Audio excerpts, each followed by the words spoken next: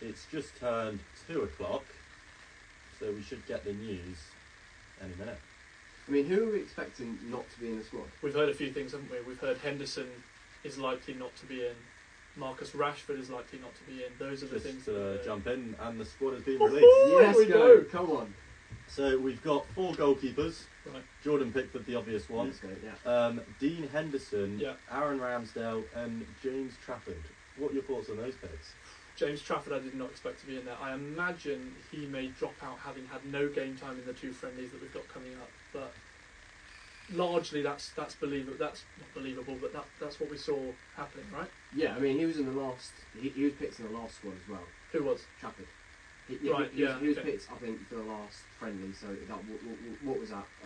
Brazil and Belgium. Brazil and Right. Belgium. Okay. So he was picked then, and he's back in the squad. But I can. So we'd imagine it would be Ramsdale and Henderson behind Pickford. Should we go to defenders? Yeah, defenders. We've got Jared Brathwaite, who we spoke about in the last episode of the podcast. Yeah. Lewis Dunk, who was one of your selections. Let's go. Yes, he's in the squad. My personal favourite, Joe Gomez. Wanted to see him there.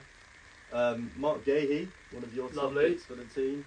Eric Konsa, Harry Maguire, Liverpool's Konsa. Jarrell Quansah's in. Nice. I did see that actually. That was speculated just an hour ago. Right. Okay. Luke Shaw, John Stones, Kieran Trippier. And Luke Shaw's in. That's good. No Ben Chilwell. No Ben Chilwell. Wow. Why is Okay. that? So in terms of that, then, so we've got Luke Shaw, Trippier, Walker, and then Konsa and Gomez. Is that your fullbacks? Yes. And then your centre backs are Maguire, Stones, Branthwaite, and Quansah, and Dunk. Yeah, you've got a few hybrids in there. You've got left backs. You can have Joe Gomez. You've got Luke Shaw.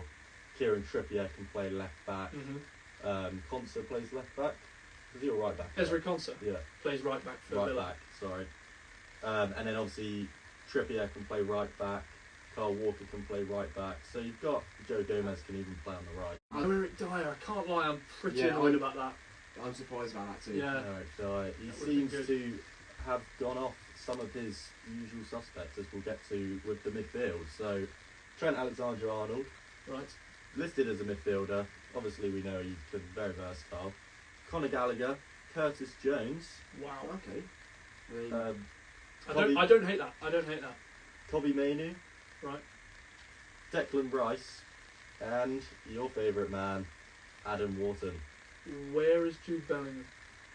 He is listed in the forwards. Thank goodness for that.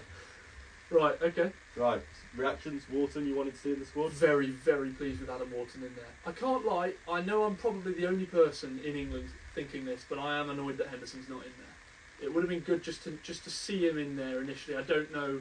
I don't want him to start or play very much at all, but it would have been nice to have him in there just in case of injuries. But yeah, okay, fair enough. So I agree, I would have liked to see Henderson in. I think the annoying thing about that though is because Henderson's not in. I've really got to say, completely. He's not in. I keep thinking back to a time when I think Gareth Southgate went over to Amsterdam to watch Henderson, Yes. rather than seeing loads of games in the Premier League where there were some great matchups. And I think back to that, and I'm so glad that he's finally come round. Like Southgate's finally come round to get him out of the squad.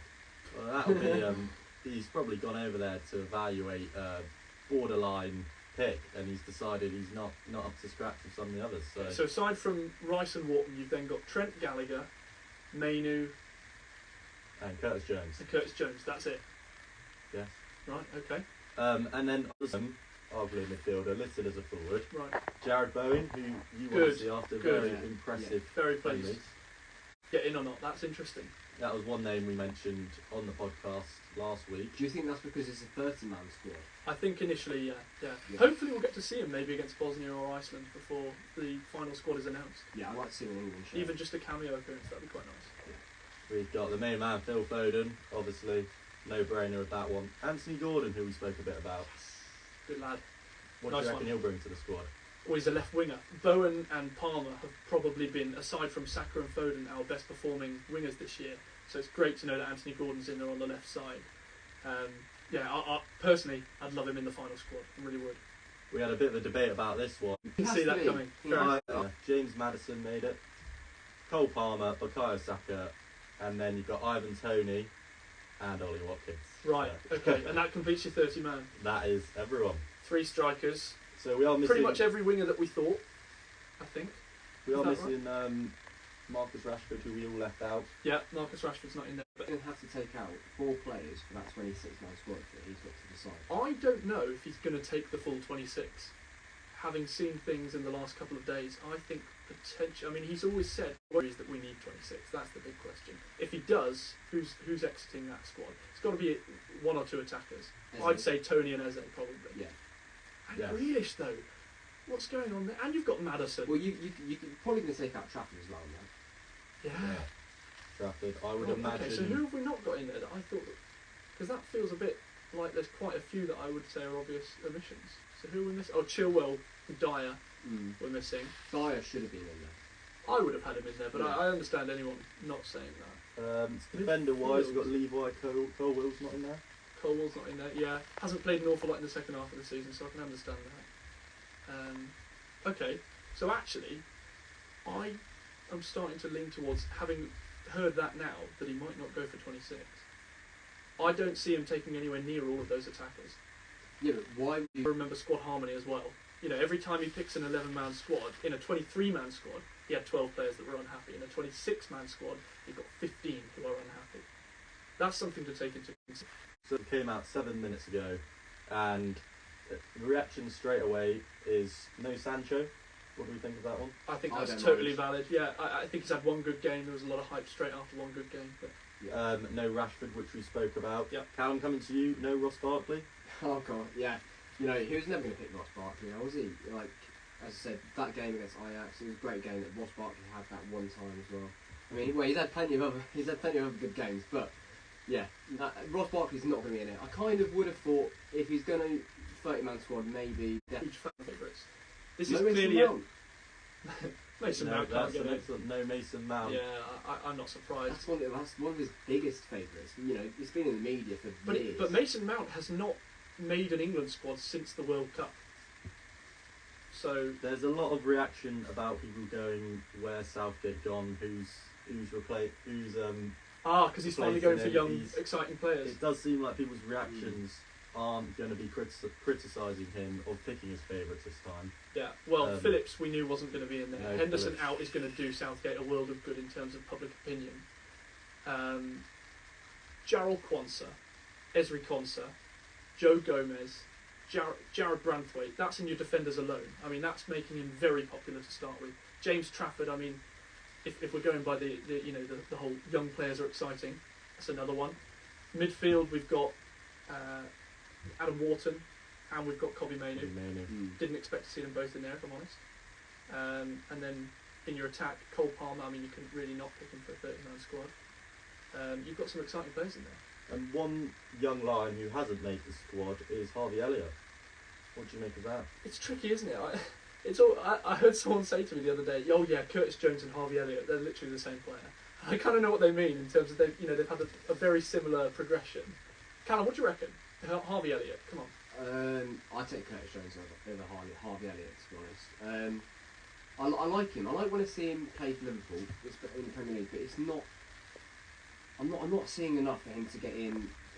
He'll win an awful lot. Curtis Jones, I think, an argument in his favour, better at playing deep than people give him credit for. And I don't often say that.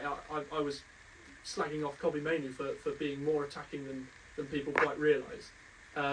Curtis Jones, and I'm not a huge fan of under 21 level, I don't really think it should exist, but Curtis Jones last summer was in one of England's holding midfielders alongside Angel Gomez, another one who's not a holding midfielder. And they did a fantastic job. England didn't concede a goal and England won the European Championships. So Curtis Jones may not be an obvious exclusion from this after the friendlies. He could go. So you've got the 3 strikers, 3 number 9 figures in there. No Solanke though, missing out to Ivan Toney. Judging on form this season, what do you make of that? I think that's a decision based on prior squads. Ivan Toney has had a lot more. If we take Ollie Watkins as red, which I'm sure that all 3 of us are doing, are we doing that? We're saying Ollie Watkins was always going to be in. It was a question between Toney and Solanke, yes? Yeah. I would say that Tony's involvement in previous squads and the reliability over a number of years is what's got him in there over Solanke's form this season, which has undoubtedly been better than Tony's form, given a very turbulent season for Tony. So going back to keepers, we've got, obviously Ewan was on the podcast last episode. Shout for Joe Hart and Jack Butland. Neither are in. Got a mention. I think I heard all of the Butland praise coming after one game and dropping off shortly after that. In the same Jadon Sancho, I think. I don't think there was ever really. I decided to ignore that one from him.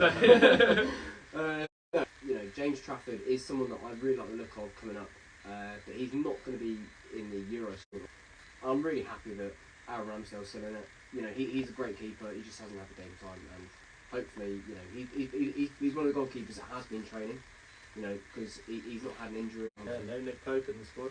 Pope and Johnston. Yeah, both have had injuries. And yeah, that's it. So I'm happy that that's the squad, and obviously we know that Pickford's going to be one precisely. I'll tell you something. For all that everyone says about Southgate being really predictable, he does always spring a surprise. I'm thinking back to every major tournament squad that we've had announced. Conor Gallagher last time was a big shock, which people won't remember last time.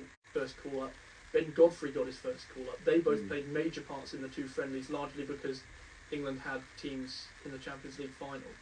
But England don't have teams in the Champions League final for these two friendlies. How are they going to look, guys, do we reckon? Do we think that we are still going to be trying to go in with a run of 2 wins, but also checking players out? Or do we think we're going to be... What do you think he might do? Do you know what? I never know with Southgate what he's going to do. It's tricky, isn't it? I never know what he's going to do, but what I would do is honestly hone that first team squad, because you're going into a European tournament and you need to know who your starting 11 is before that. You can't go into a tournament in the group stage and not know who your starting 11 is. I think the danger with that is, with these two friendlies so close to the tournament, you're already putting your first team players through 7 games straight in a tournament. Add to that 2 more games a week out from opening night.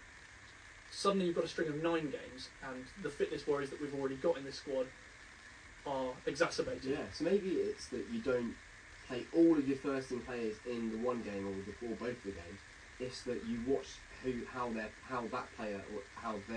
those players are playing in those games. I think it comes down as well to player by player, because certain players, for example Jack Grealish, I think 100% getting heavily involved when it gets into the knockout stages and later on.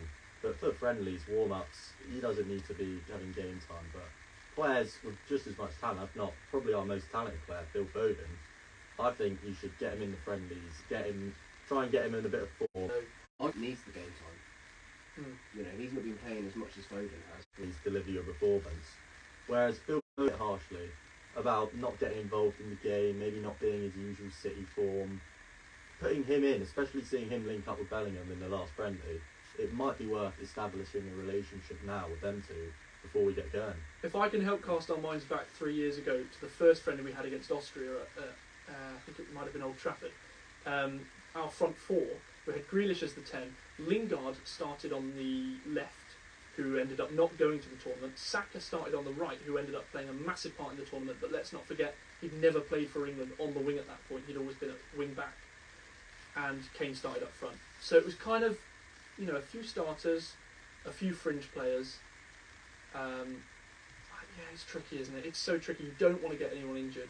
I almost don't want to play Declan Rice at all in those 2 games. Yeah, that is one name who is maybe worth trying out some of the other midfield options, because even there, isn't he? But maybe the midfield switch up. But apart from that, yeah. Well, that's the squad. Should we wrap it up there? From that, just one last thing. How are we feeling? How are we feeling about the Euro seeing that squad? It's tricky because I don't have the squad that I'm confident based on that. It really has shocked me that he hasn't chosen Henderson. But apart from that, I don't think we can really be surprised by an awful lot. And the things that I am surprised by, I'm positively surprised by. Adam Wharton, I didn't expect to be in there. I'm gassed about that, I can't lie. So, quick mention to James Ward-Prowse. You don't think he deserves a call up? No, I don't. I think his position has been blurred this season. We don't know where he plays anymore. Exactly. It's going to be an exciting tournament either way. I'm looking at this squad. It's going to be good. We could win it. Who knows? We could. We could. Let them cook. Well, England's campaign has officially started then with the Euros. If you want to find out more about the Euros and mentality side of it, head over to our website where we have a whole page dedicated to the Euros this summer. Thanks for listening. Cheers, Enjoy. guys. Cheers.